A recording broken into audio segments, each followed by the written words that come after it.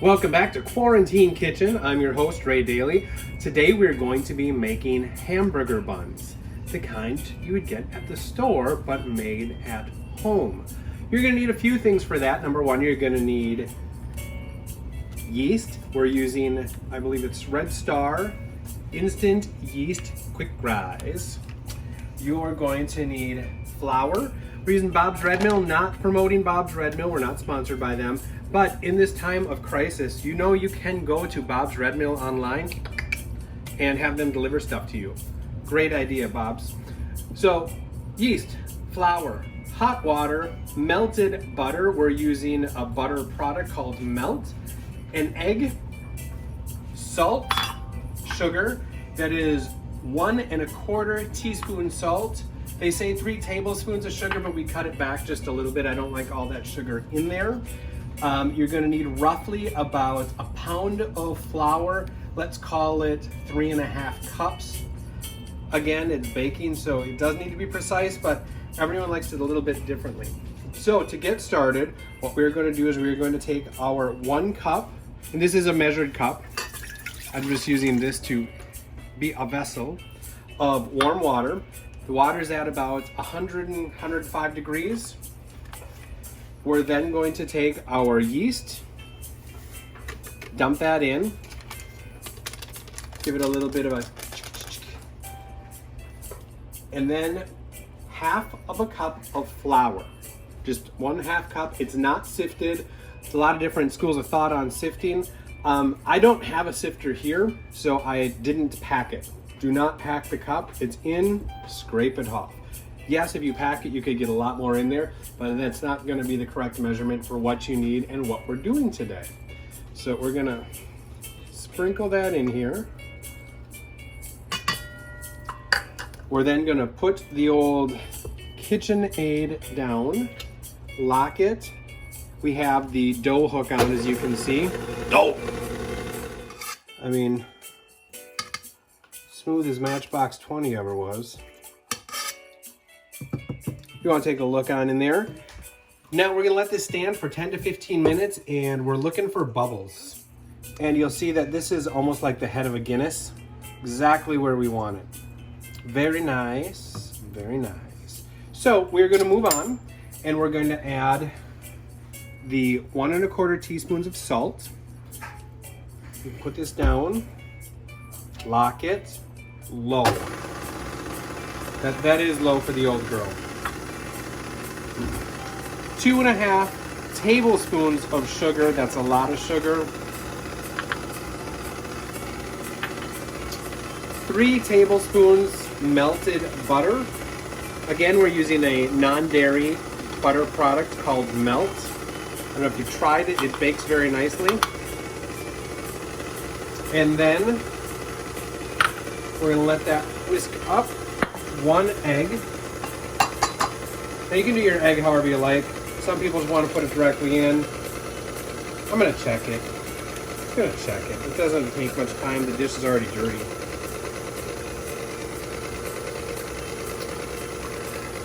And then we're going to get that all incorporated. Bringing up the word incorporated. I used to work at the Wedge, and I'm not going to mention anyone's name, but he was bringing out a plate of something, and it had meat in it. And the lady said, "Oh, is that vegan?" And his response was, "Well, it's not vegan, but it's vegan incorporated." Never really figured out what that meant, but it always made me laugh. We are going to swap out the old whisk and put back in the dough hook. I should have started with the whisk before. I went right to the dough hook. Got to start with the whisk. And we're going to add in a little bit of the flour. Not all at once. It'll make a mess. You don't want that. Again, lock. There we go. And we're going to keep incorporating flour into the mixture and giving it a little patty pat with a rubber spatula. Now, don't be dumb. There are no safeties on this. If you get stuck in these older machines, you're in there. It's like the old ring washers. That's where the term tit in a ringer comes from. Someone actually got their titty stuck in the ringer, and it kept going. Yikes. I mean, of course, it eventually stops probably when it hit your chest, but that would suck. Okay. Now, this is something you're going to have to do occasionally, is knock it all down. I shouldn't have showed you it with an on, because I know someone's going to be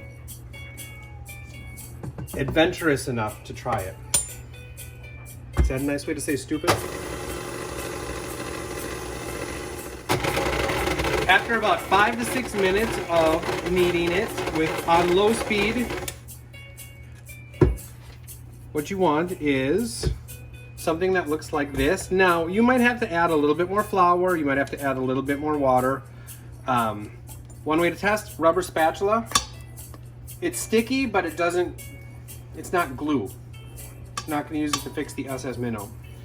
Now, we're going to push. Good time not to take your countertop for granted. Bam, bam. Yeah, here all week, probably for a whole month. So you're going to take that out. Take your dough hook off.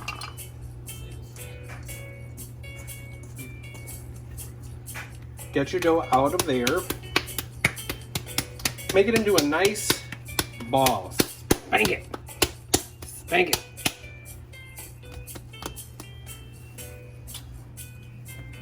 And tuck the edges under a little bit. You don't want to overwork it too much, but get it like that. And I'm gonna go clean this, I'll be right back. The bowl is cleaned and dry. Very important that it's dry, because what we're gonna do now is take olive oil, and we are gonna be using Olive Grove bacon olive oil. Thanks, Ed, this was a present. Smells like bacon. We're gonna drizzle the bowl a little bit and swoosh it all around. You want to try to coat the bowl as much as you can.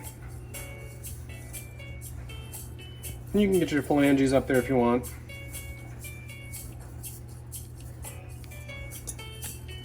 All swooped. Hope you guys are having a good time homeschooling. Wonder if anyone has new respect for their teachers. Flip that over a few times. Nice coating on there. Now, what we're going to do is take a dish towel and cover it and put it in a warm, dry spot. What is that dish towel, you say? Well, that's from when we did a production of Hedwig and the Angry Inch, for those of you that saw it. We are currently trying to get the rights to do it online. It's a little bit sticky, though, because it's kind of new territory for everybody, and I don't want to charge people for it. We just like to stream it one night only and go from there. So this is going to sit in a warm, dry spot for about 2 hours until it at least doubles in size. So we're going to rotate it like this, and if I did the oiling correctly, it should fall out like that. Countertop surface is floured, so I'm gonna just do that a little bit. Now what we're gonna do is we're gonna pat it out to about 1/2 inch thick, and probably, I don't know, I guess 5 inches, 10 inches wide. We gotta sprinkle some on this because of that oil that we put in the bowl so it wouldn't stick is now absorbing up a lot of flour.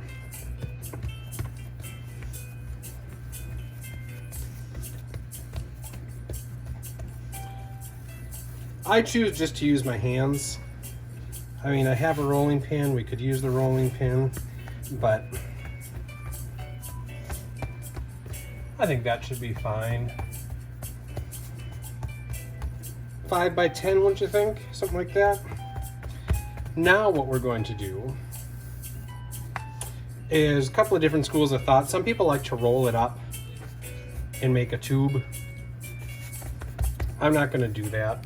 I am going to grab, I do not have a pastry cutter. So I'm going to grab, that's a knife, and gently, as to not injure their cupboard or the knife. 1, 2. We'll call that half, right?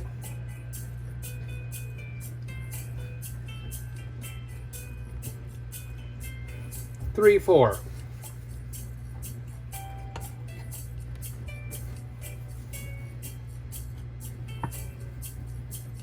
5, 6. 1, 2, 3, 4, 5. 1, 2, 3, 4, 5, 6. That should make 7. And that should make 8 mostly same size pieces.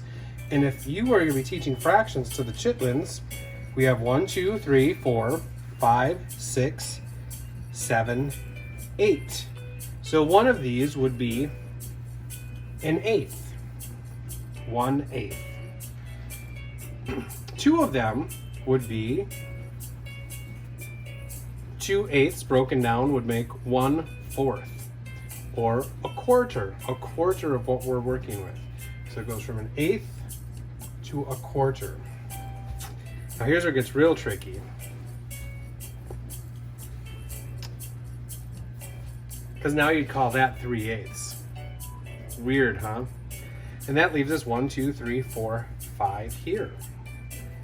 5/8. Fractions can be fun. So what we're gonna do is we're gonna knead these into little balls. And there's an art to this that I am not very good at. And that is, you just keep rolling around and tucking under. Old ladies with arthritis seem to rule at this. I am not an old lady, nor do I have arthritis, but I know some old ladies with arthritis that would probably rock at this. So there's that. But what we're gonna do is we're gonna mush it out and try to make it as smooth as possible. That's why you keep tucking under, so like the cracks are all underneath. You definitely want it as smooth as possible and about a 1/2 inch thick again. Flatten her out, and then you're gonna put it onto a prepared sheet like that.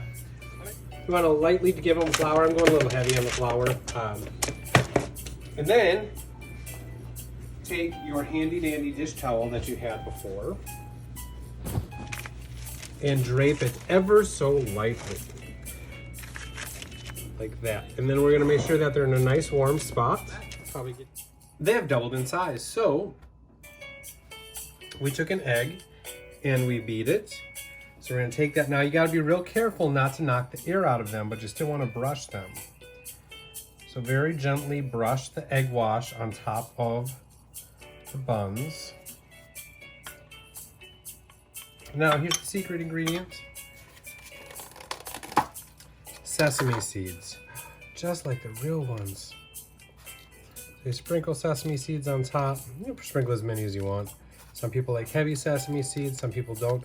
These are raw, so they're going to roast while the buns are cooking in the oven. And as you can see, they're not perfect. We could have gotten real technical and weighed out each piece to make sure that they were all the same. Didn't do that.